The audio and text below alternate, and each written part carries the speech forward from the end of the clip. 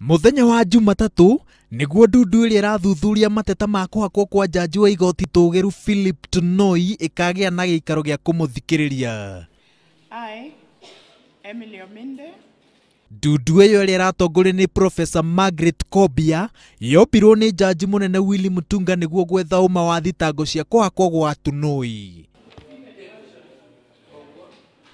Kuringana na watho, ndundu iyo yagirire gwika uthuthuria baranginyo icoke yandike riboti na mendekithia mayo niguo nengerwo mutongoria wa bururi.